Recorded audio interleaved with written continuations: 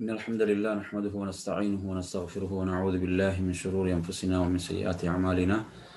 من يهده الله فلا مضل له ومن يضلل فلا هادي له، وأشهد أن لا إله إلا الله وحده لا شريك له، وأشهد أن محمدا عبده ورسوله. أما بعد، يا أيها الذين آمنوا اتقوا الله حق تقاته ولا تموتن إلا وأنتم مسلمون.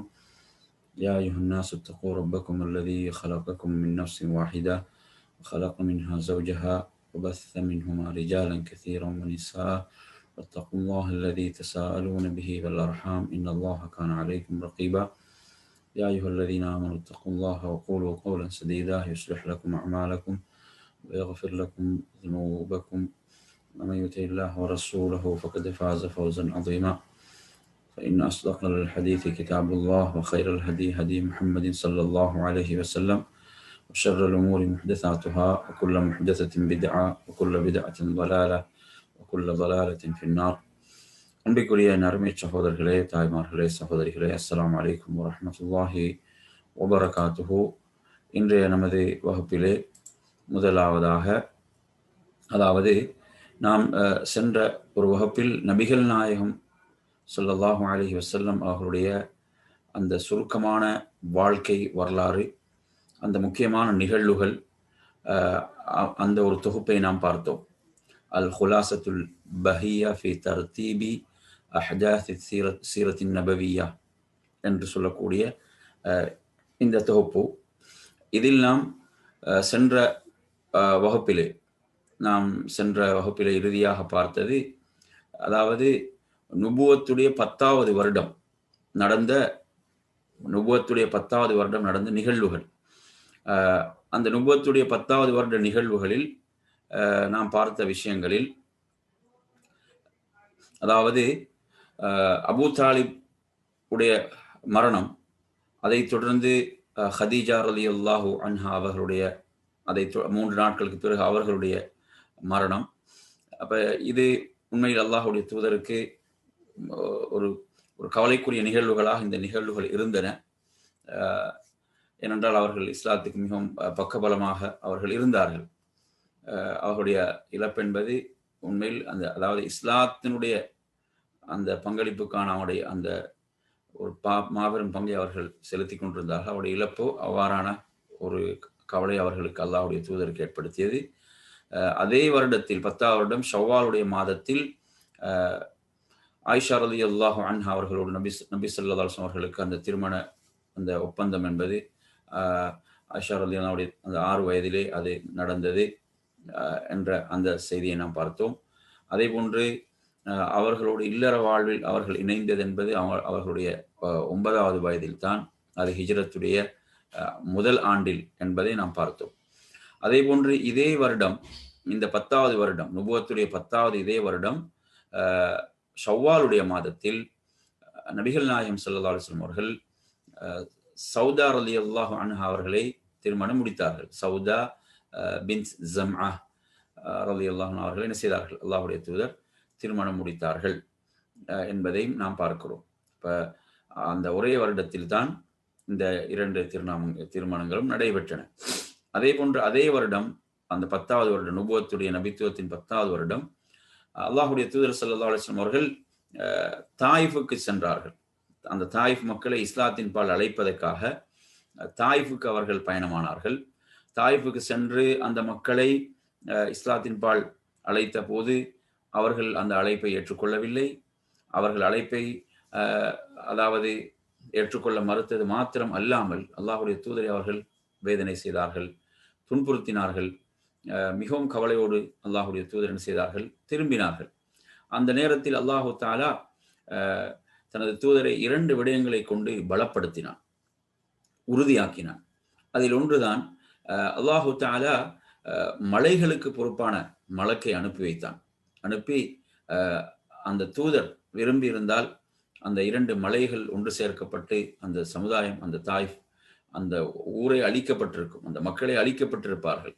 ஆனாலும் அல்லாஹ்வுடைய தூதர் ரஹ்மத்துல் ஆலமீன் அவர்கள் சொன்னது என்னவென்றால், இவர்கள் இந்த சத்தியத்தை ஏற்றுக்கொள்ளாவிட்டாலும் இவர்களுடைய சந்ததிகளாவது இதை ஏற்றுக்கொள்வார்கள் என்றுதான் அல்லாஹ்வுடைய தூதர் குறிப்பிட்டார்கள். அப்ப இதன் மூலம் அல்லாஹு தஆலா தனது தூதரை பலப்படுத்தினான். அதே போன்று இன்னும் ஒரு நிகழ்வின் மூலமும் அல்லாஹு தாலா தனது தூதரை பலப்படுத்தினான். அந்த நிகழ்வுதான், அதாவது பல ஜின்கள் அல்லாஹுடைய தூதரிடம் வந்து இஸ்லாத்தை ஏற்றுக்கொண்டன. அதாவது அந்த தாயிஃபுடைய மக்கள் மனிதர்கள் இஸ்லாத்தை ஏற்றுக்கொள்ளவில்லை என்ற அந்த கவலையோடு அல்லாஹுடைய தூதர் திரும்பிய போது அல்லாஹுடைய தூதரிடம் சில ஜின்கள் என்ன செய்தன, வந்து அல்லாஹுடைய தூதரிடம் இஸ்லாத்தை ஏற்றுக்கொண்டார்கள். அப்ப இந்த நிகழ்வுகள் மூலம் அல்லாஹு தஆலா தனது தூதரை பலப்படுத்தினான். அதன் பிறகு அல்லாஹுடைய தூதர் ஸல்லல்லாஹு அலைஹி வஸல்லம் அவர்கள் மக்காவுக்குள் அவர்கள் நுழைகிறார்கள். ஆனால் மக்காவுக்குள் நுழைவதற்கு கூட அவர்களுக்கு முடியாத ஒரு நிலை. அவர்களுக்கு மக்காவில் நுழைவதற்கு கூட ஒரு முடியாத ஒரு அப்படியான ஒரு நிலை. அப்போது அவருக்கு அல்லாஹுடைய தூதருக்கு அடையாளம் கொடுத்தது யார் என்றால் அல் முத்அம் இப்னு அதி. அல் முத்அம் இப்னு அதி என்பவர் என்ன செய்தார், அவர்தான் அடையாளம் கொடுத்தார். நாங்கள் இதுக்கு முன்னாலே பார்த்தோம், முத்அம் இப்னு அதி தான் எதிலும் பங்காற்றினார் என்றால் அந்த 3 வருடம் ஒரு சமூக பகிஷ்காரம் செய்யப்பட்டிருந்தது. எந்த ஒரு தொடர்பையும் வைத்துக் கொள்ள முடியாது என்ற அந்த காபாவிலே தொங்கவிடப்பட்ட அந்த அறிவிப்பை அதை அந்த விஷயத்தில் கூட அல்லாஹுடைய தூதருக்கு உதவி செய்தவராக காணப்பட்டவர் தான் யார் என்றால் இந்த முஸ்லிம் அதி என்பதை நாம் பார்த்தோம். எனவே இவ்வாறான இந்த நிகழ்வுகள் நுபுவத்துடைய 10வது வருடம் நடைபெற்றன. இப்போது நாம் வருவோம் நுபுவத்தினுடைய 11வது வருடம், நபித்துவத்தினுடைய 11வது வருடம் நடந்த நிகழ்வுகளை என்று நாம் பார்க்கும் போது பிரதான நிகழ்வுகளாக அல்லாஹுடைய தூதர் ஸல்லல்லாஹு அலைஹி வஸல்லம் அவர்கள் அந்த ஹஜ்ஜுக்கு வரக்கூடிய மக்கள், அந்த ஹஜ்ஜுடைய காலத்தில் ஹஜ்ஜுக்கு வரக்கூடிய அந்த கோத்திரங்கள், அந்த கபாயில்கள், அந்த கோத்திரங்களுக்கு அவர்கள் இஸ்லாத்தை என்ன செய்வாங்க, எடுத்து வைப்பார்கள். இஸ்லாத்துடைய செய்தி அல்லாஹுடைய தூதர் முன்வைப்பார்கள். இப்படியாக முன்வைத்த சந்தர்ப்பத்தில் மதீனாவை சார்ந்த 6 பேர், அதிலும் அவர்கள் பிரதானமானவர்கள், அவர்கள் என்ன அந்த கோத்திரங்களில் மிக முக்கியமானவர்கள் என்று அடையாளப்படுத்தப்பட்டவர்கள். அப்படியான 6 பேர் என்ன செய்தார்கள், அவர்கள் இஸ்லாத்தை ஏற்றுக்கொண்டார்கள். அப்போ அவர்கள் இஸ்லாத்தை ஏற்றுக்கொண்டு மதீனாவுக்கு திரும்பினார்கள். அப்ப என்ன செய்தது, அது மதீனாவில் அவர்கள் மூலம் இஸ்லாம் பரவுவதற்கு அது காரணமாக இருந்தது. அப்ப எனவே ஒரு அடித்தளம், ஒரு அத்திவாரம் என்ன செய்கிறது, இடப்படுகிறது என்பதை பார்க்கிறோம். அதே போன்று நபித்துவத்தினுடைய 12வது வருடம், அதாவது நபிகள் நாயகம் ஸல்லல்லாஹு அலைஹி வஸல்லம் அவர்கள் உடைய வாழ்வில் நடந்த ஒரு மிகப்பெரும் ஒரு அற்புதமான நிகழ்வு, அந்த இஸ்ரா மிஅராஜுடைய பயணம். அந்த இஸ்ரா மிஅராஜுடைய பயணம் மஸ்ஜிதுல் ஹராமிலிருந்து மஸ்ஜிதுல் அக்ஸா வரை சென்று அங்கிருந்து அவர்கள் அந்த 7 வானங்களை கடந்து சித்ரத்துல் முன்தஹா வரை சென்ற அந்த மிஅராஜுடைய பயணம் என்பது நடந்த வருடம்தான் நுபுவத்துடைய 12வது வருடம். அதில் தான் அல்லாஹு தஆலா ஐவேளை தொழுகையையும் கடமையாக்கினான் என்பதை நாம் பார்க்கிறோம். அதே போன்று அதே வருடம் அந்த ஹஜ்ஜுடைய அந்த காலத்தில், ஹஜ்ஜுக்காக மக்கள் வரக்கூடிய அந்த காலத்தில் சுமார் 12 பேர் மதீனாவிலிருந்து வந்தார்கள். 12 பேர் மதீனாவிலிருந்து வந்தார்கள். அவர்கள் அல்லாஹுடைய தூதரை அதற்கு முன்னர் சந்தித்த, அதற்கு முன்னான 11வது வருடத்தில் அல்லாஹுடைய தூதரை சந்தித்தவர்களும் அதில் இருந்தார்கள். அவர்களும் என்ன செய்தார்கள், அதில் இருந்தார்கள். அப்ப எனவே இவர்கள் 12 பேர் அல்லாஹுடைய தூதரிடம் ஒரு உறுதிமொழியை செய்தார்கள். அதாவது இதை அகபாவுடைய உறுதிமொழி, பைஅத் என்று சொல்லப்படும், பைஅத்துல் அகபத்தில் ஊலா, முதலாவது அகபாவுடைய உடன்படிக்கை என்று இது அழைக்கப்படுகிறது.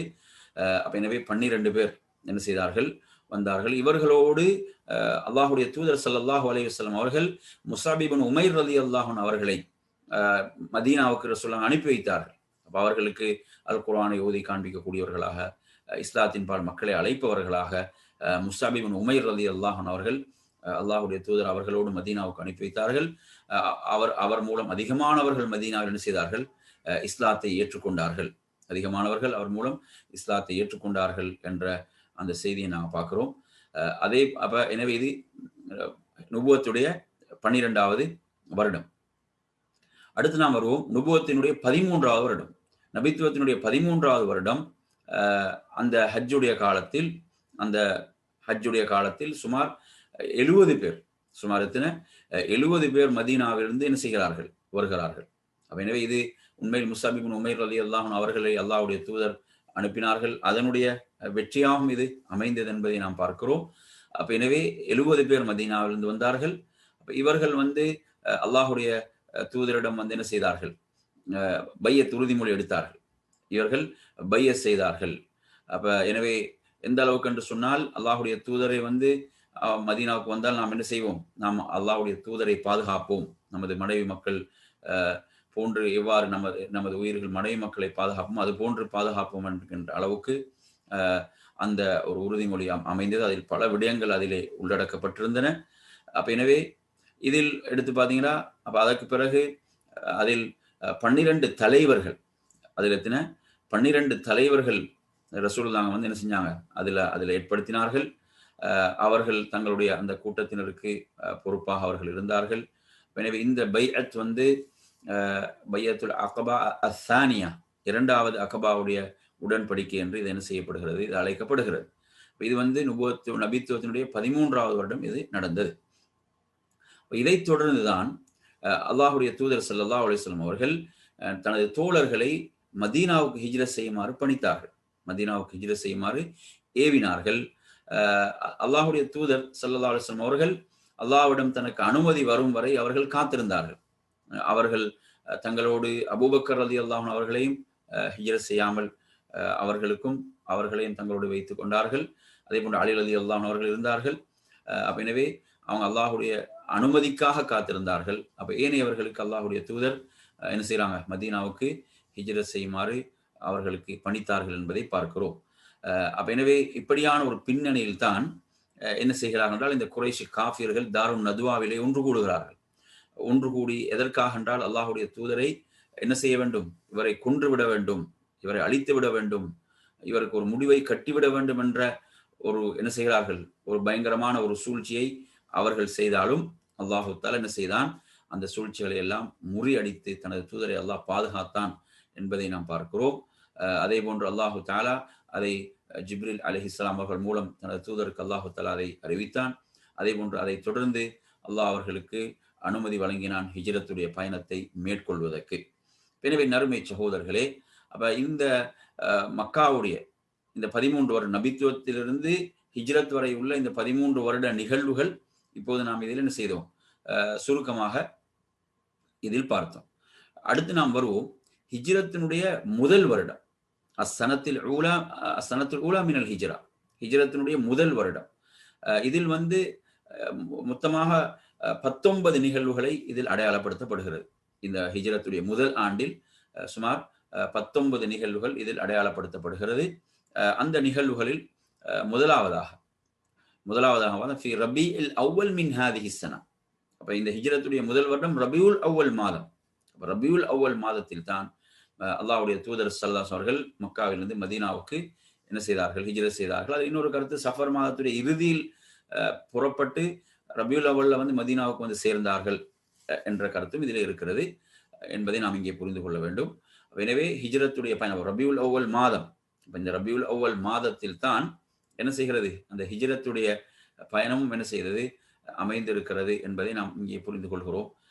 அதே போன்று அதே வருடத்தில் ஹிஜ்ரத்துடைய பயணத்தில் ரசூலுல்லாஹ் என்ன செய்யறாங்க, குபாவில் தான் தங்குறாங்க. குபாவில் தங்கி அல்லாஹ்வுடைய தூதர் அங்கு மஸ்ஜித் குபாவை எழுப்பினார்கள். அந்த ஹிஜ்ரத்துடைய முதல் வருடம் குபாவுடைய மஸ்ஜிதை அல்லாஹ்வுடைய தூதர் என்ன செய்தார்கள், அதை கட்டினார்கள் என்பதை பார்க்கிறோம்.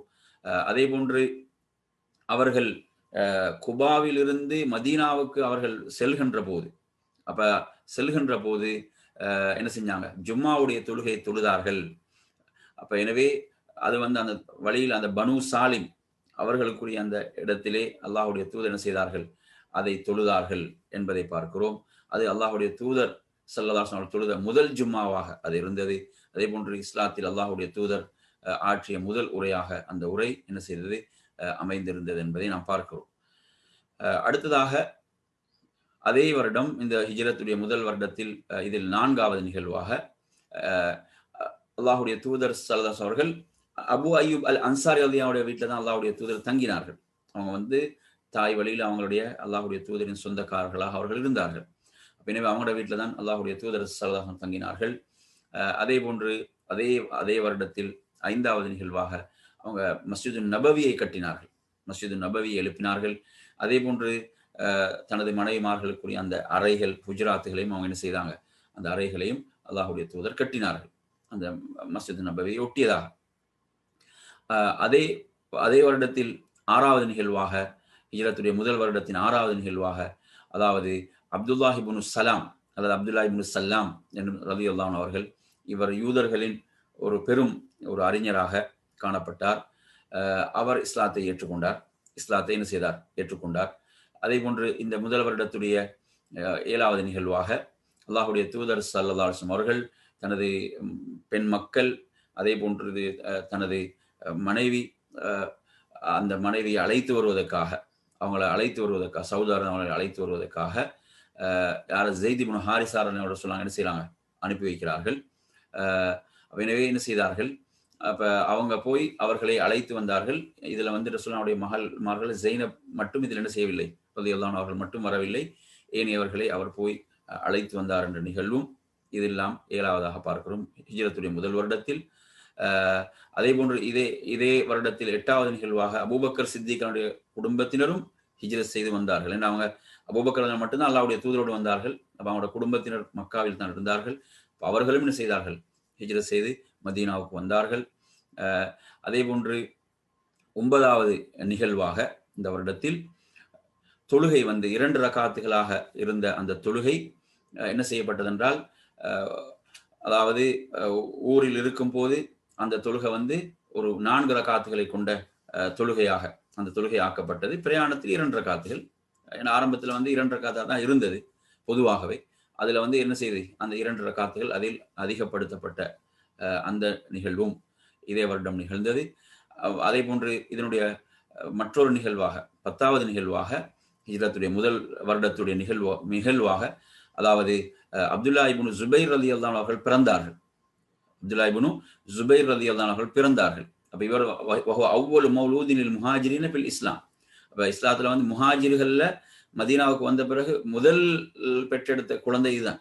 இதுல எந்த அளவுக்கு என்றால், யூதர்கள் வந்து சூனியம் வைத்து விட்டார்கள் முஸ்லிம்களுக்கு, அதனால தான் குழந்தைகள் பிறக்கவில்லை என்ற கதைகள்லாம் பரப்பி கொண்டிருந்தார்கள். அப்ப எனவே அந்த ஹிஜ்ரத்துக்கு பிறகு அவங்க மதீனாவுக்கு வந்து முதலில் கிடைத்த பிள்ளையாக அதை நாங்கள் பார்க்கிறோம். அஸ்மா பின்த் அபி பக்கர் ரலியல்லாஹு அன்ஹா அவர்கள் ஒரு கற்பிணியாக அந்த நிலையில் தான் என்ன செஞ்சாங்க, அவங்க மக்கால இருந்து மதீனாவுக்கு ஹிஜ்ரத்தை செய்தாங்க. அப்ப எவ்வளவு பெரும் ஒரு தியாகத்தை செய்த ஒரு பெண்மணி அவர்கள். அதாவது அபூபக்கருடைய மகளார் அஸ்மா பின் அபி பக்கர் ரலியல்லாஹு அன்ஹா அவர்கள். அப்ப எனவே சுப்ஹானல்லாஹ், அப்படியான ஒரு தியாகம் அவர்கள் செய்தார்கள் என்பதை பார்க்கிறோம். அதே போன்று இதே ஹிஜ்ரத்துடைய இந்த முதல் வருடத்தில் நுஅமான் இப்னு பஷீர் ரலியல்லாஹு அவர்கள் பிறந்தார்கள். இவங்க வந்து அவ்வளவு மௌலூதின் லில் அன்சாரி பஅதல் ஹிஜ்ரா, ஹிஜ்ரத்துக்கு பிறகு அன்சாரிகள்ல முதல் குழந்தையாக இவருடைய பிறப்பு அமைந்திருந்தது. அதாவது நுஅமான் ரலியல்லாஹு பஷீர் ரலியல்லாஹு பிள்ளை நுஅமான் இப்னு பஷீர் ரலியல்லாஹு அன்ஹுமா அவர்களுடைய பிறப்பு. அதே போன்று இந்த வருடத்துடைய நிகழ்வுகளில் நபித்தோழர்கள்ல யாரெல்லாம் மரணிக்கிறாங்கன்னு பார்த்தீங்கன்னா, குல்சூம் இப்னு அல் ஹதும் என்பவர் ரலியல்லாஹு அன்ஹுடைய மரணம். அதே போன்று அஸ்அத் இப்னு ஸுராரா ரலியல்லாஹு அன்ஹுமா, இந்த 2 சஹாபாக்களுடைய மௌத்து இந்த வருடம் நிகழ்கிறது. அதே போன்று இந்த வருடம் அதான் என்பது மார்க்கமாக்கப்படுகிறது. அதான் என்பது தொழுகைக்கான அதான் என்பது, ஏன்னா அங்க மதீனாவுடைய அந்த வாழ்க்கை முறை என்பது ஒரு முழுமையான ஒரு மாற்றமான ஒரு நிலை இருந்த மக்காவுடைய நிலையில் அங்கு இருக்கவில்லை அல்ஹம்துலில்லாஹ் அன்று. எனவே அதான் ஒவ்வொரு தொழுகைக்கான அழைப்பு அதான் அது கடமையாக்கப்படுகிறது. அதே போன்று இதே வருடம் அல்லாஹுடைய தூதர் ஸல்லல்லாஹு அலைஹி வஸல்லம் அவர்கள் மதீனாவில் உள்ள யூதர்களோடு ஒரு ஒப்பந்தம் செய்கிறார்கள். மதீனாவில் உள்ள யூதர்களோடு ஒரு ஒப்பந்தம் செய்தார்கள். மதீனாவை காப்பதில், அந்த மதீனாவுடைய பாதுகாப்பு, இதோடு சம்பந்தப்பட்ட விஷயங்கள். எனவே அதில் உள்ளடக்கப்பட்ட இருந்தன. இந்த ஒரு ஒப்பந்தத்தை என்ன செய்தார்கள், அல்லாஹுடைய தூதர் செய்தார்கள். அதே போன்று இதே வருடம் ரமலானுடைய மாதம், அது வந்து நாங்கள் இதே வருடம் ஹிஜ்ரத்துடைய முதல் வருடம். இந்த வருடத்தில் ரசூலுல்லாஹ் வந்து என்ன செய்யறாங்க, ஒரு படையை வந்து சைஃபுல் பஹர் என்று சொல்லக்கூடிய ஒரு பகுதிக்கு ஹம்ஸா ரலியல்லாஹு தலைமையில் ஒரு படையை அனுப்பி வைக்கிறாங்க எதிரிகளை எதிர்கொள்வதற்கு என்றதை நாம் பார்க்கிறோம். அதே போன்று 16வது நிகழ்வாக இந்த வருடத்தில், அதாவது உபைதா இப்னுல் ஹாரிஸ் இப்னு அப்துல் முத்தலிப் ரலியல்லாஹு தலைமையில் வந்து அந்த ராபியா என்ற இடத்துக்கும் ஒரு படை என்ன செய்றாங்க, ஒரு படை அனுப்புறாங்க.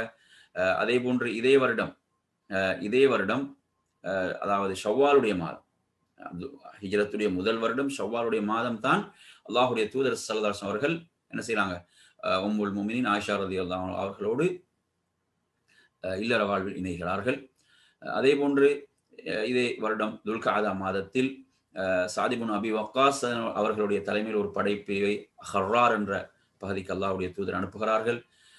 அதே போன்று இதே வருடத்தில் துல்காதா மாதம், இந்த ஹிஜ்ரத்துடைய முதல் வருடம் துல்காதா மாதத்தில் அல்லாஹ்வுடைய தூதர் ஸல்லல்லாஹு அலைஹி வஸல்லம் என்ன செய்றாங்க, முஹாஜிர்கள் அன்சாரிகளுக்கு மத்தியில் அந்த சகோதரத்துவத்தை ஏற்படுத்துகிறார்கள். சகோதரத்துவத்தை அல்லாஹ்வுடைய தூதர் ஏற்படுத்தினார்கள். நாம் பார்க்கிறோம், மக்காவிலிருந்து வந்த முஹாஜிர்கள் என்பவர்கள் என்ன செய்றாங்க, அல்லாஹ்வுடைய மார்க்கத்துக்காக அனைத்தையும் துறந்து அவர்கள் வந்தார்கள்.